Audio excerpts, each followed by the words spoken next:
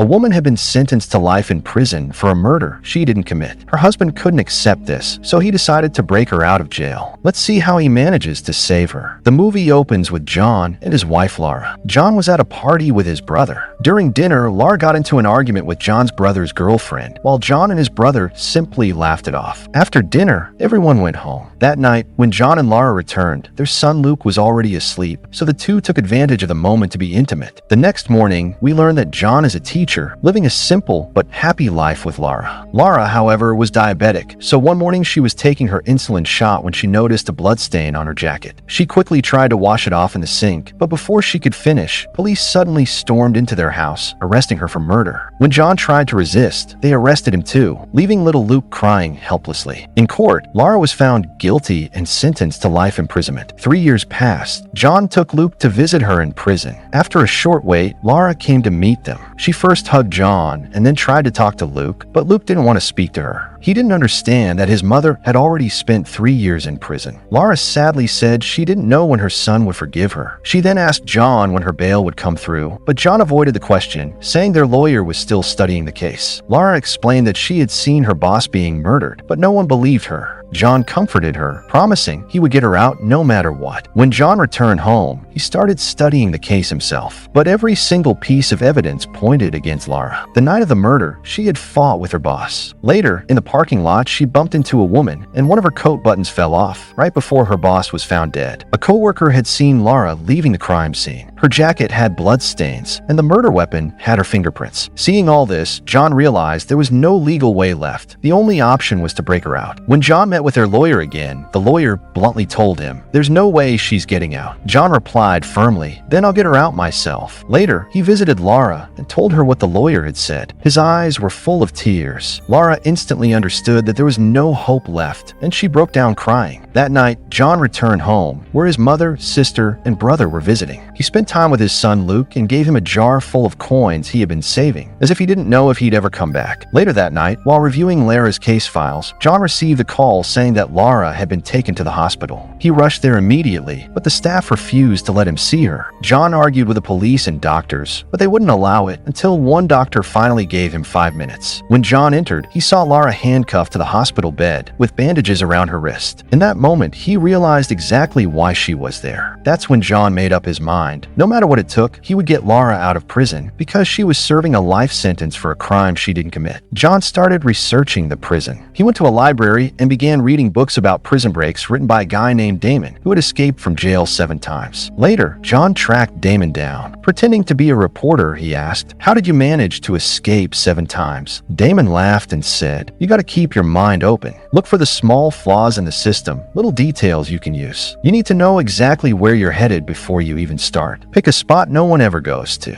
Plan everything down to the second. Stay away from bus terminals, train stations, and airports. You'll need fake IDs that can't be traced, and you'll have to pass through another state. Always pay cash only, no credit cards, no banks, and make sure you've got enough money to survive for at least 5 years until things calm down." Then Damon asked, "So, which city is this prison in?" John said, "Pittsburgh." "Damn on sight. That's tough. Escaping from Pittsburgh means crossing bridges. After September 11th, the cops can lock down the whole city in 15 minutes. He looked John straight in the eye and added, "You'll have to cut ties with your family and friends. Maybe even be ready to kill someone if you need to. And once you get out, you'll have to disappear. Hide somewhere no tourists ever go." After saying that, Damon wished him good luck and left. John went back home and started putting together his plan. He covered his wall with maps and photos, marking routes and timing each one, how long it would take to get out of the city, where he'd be after 35 minutes, which highways he could take. Every time he visited Laura in prison, he observed everything: the keyhole in the elevator, workers repairing leaks on the roof, delivery trucks coming and going. He was obsessed. Even during his college lectures, he'd secretly study the prison's layout on his laptop. He even took a helicopter tour pretending to be a tourist, snapping aerial photos of the facility, a place no one had ever escaped from. To fund his plan, John decided to sell his house. He needed a lot of cash. He also needed fake papers, so he went to a sketchy neighborhood and started buying OxyContin from a local dealer. Casually, he asked if the guy knew anyone who could make fake passports. The dealer kicked him out at first, but later called back and said, "Go to that bar, drop my name, they'll set you up." John went to the bar. After asking around, a man told him to wait for a dealer. But it was a trap. A group of thugs jumped him and took all his money. When John got home, his mom saw the bruises and asked what happened. John said he'd fallen off his bike, but she didn't believe him. The bike hadn't moved in 2 years. She was sure Laura was guilty, but John knew deep down that she wasn't.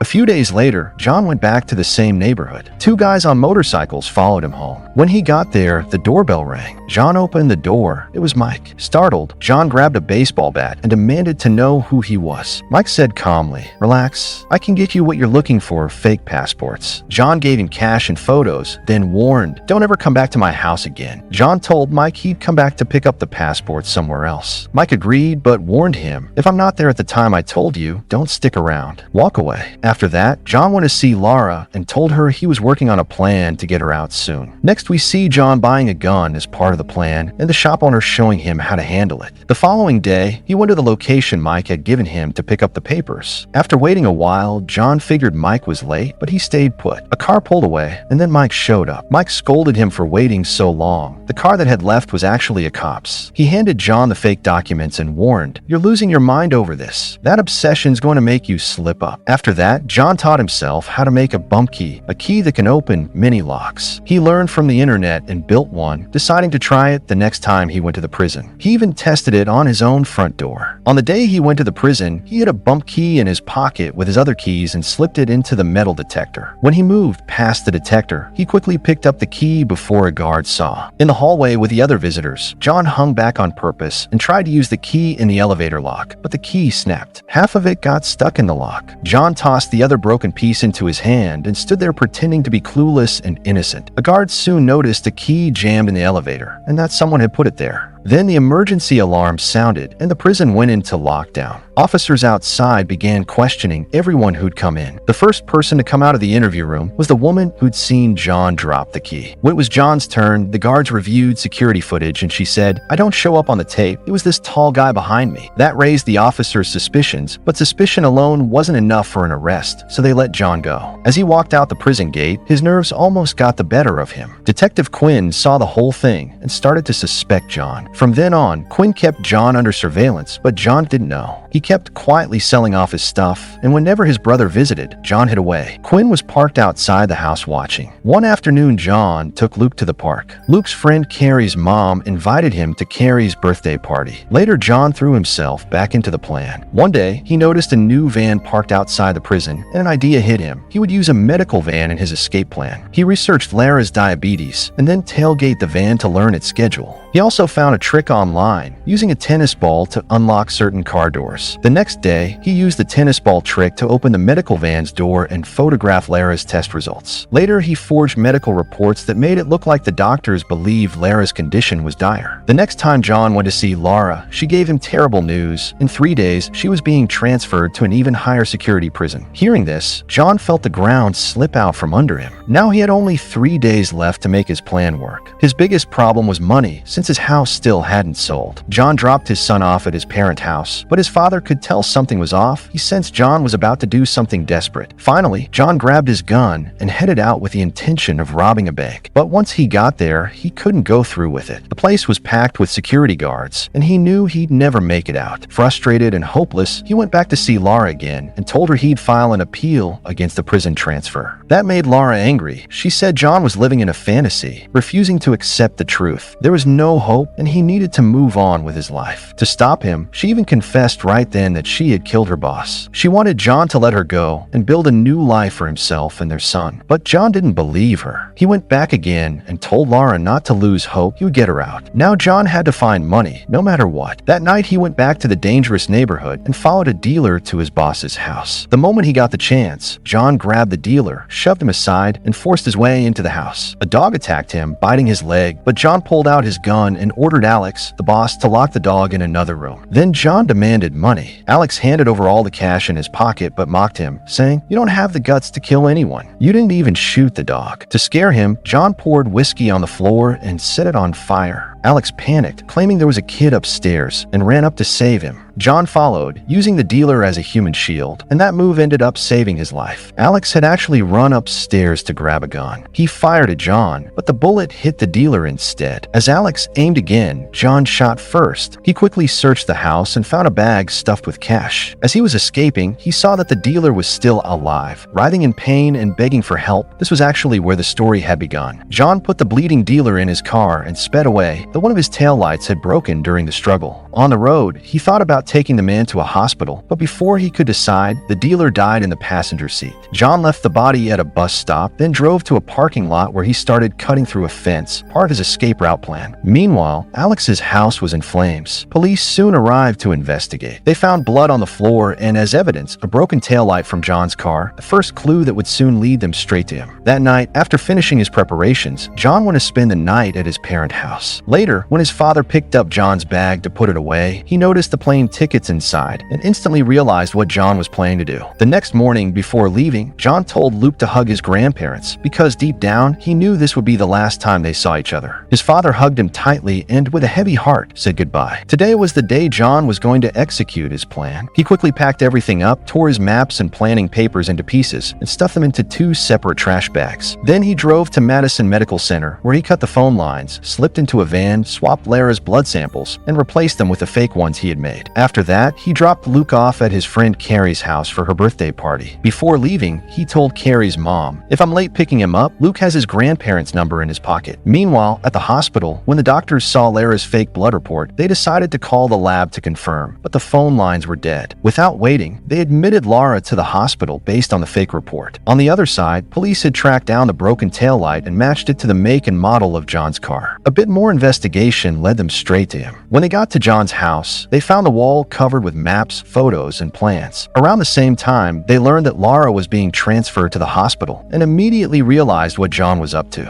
They rushed to the hospital, but John was already there. Wearing a doctor's coat, he made his way to Lara's room. He pulled a gun on the guards, forced them to unlock her handcuffs, and tie them up. Just then, Lara refused to run away with him. That made John furious. He shouted, "Then call our son and tell him his parents aren't coming back alive today." Hearing that, Lara realized he wasn't bluffing. He really had the cops tied up at gunpoint, and if they didn't run, they'd both die. Finally, she threw on the clothes he brought her, and just then a nurse saw them. They quickly ducked into the elevator as the nurse yelled for security. John and Lara took off their white coats and stepped into the lobby, but the detectives were already there, waiting. Seeing them, John hit a button for another floor. The detectives sprinted toward the stairs to cut them off. When the elevator doors opened, John tossed the coats by the stairwell and jumped back inside. Seeing the coats, the detectives assumed the two had escaped down the stairs toward the parking garage and ran there, but in reality, John and Lara had doubled back to the lobby. Within moments, they slipped out the hospital's main entrance. As soon as they crossed the street, John changed his jacket, and within seconds, they disappeared into a crowd of baseball fans heading toward the train station. By the time the detectives reached the scene, John and Lara had already boarded a train. But the danger wasn't over. John knew police would be waiting for them at the next station, so he suddenly pulled the train's emergency brake. When the train screeched to a halt, John and Lara jumped out and realized they were right across from the same parking lot John had visited earlier, the one where he cut a hole in the fence. They crawled through the gap and reached his car, which was waiting, engine ready. They sped off at full throttle, crossing the first bridge just in time. Their next task was to pick up Luke. But then John realized a critical mistake.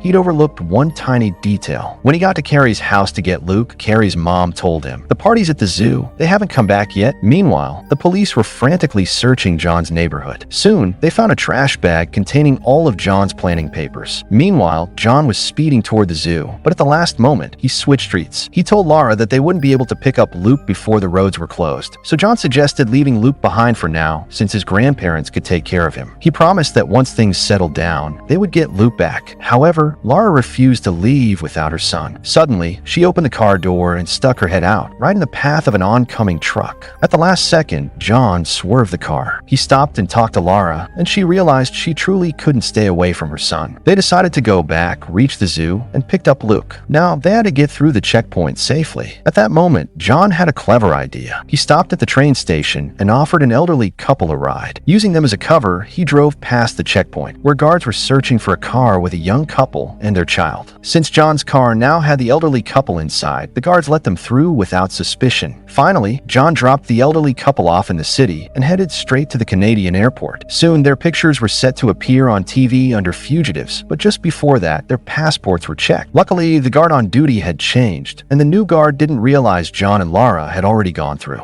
Back at John's house, police examined the papers found in the trash and saw a picture of a country in Haiti. They immediately sent teams to stop all flights to that country, but it was useless. That's when Detective Quinn realized that the police had only found half of John's planning papers. John had deliberately left the bag to mislead them. John's plan was to waste the police's time chasing the fake Haiti clue, giving him enough time to succeed. Meanwhile, John, Lara, and Luke were already on a flight to Venezuela. A few days later, we see John and Lara happily living in the city with Luke. So, can anyone love someone as much as John loves Lara? And with that, the movie ends.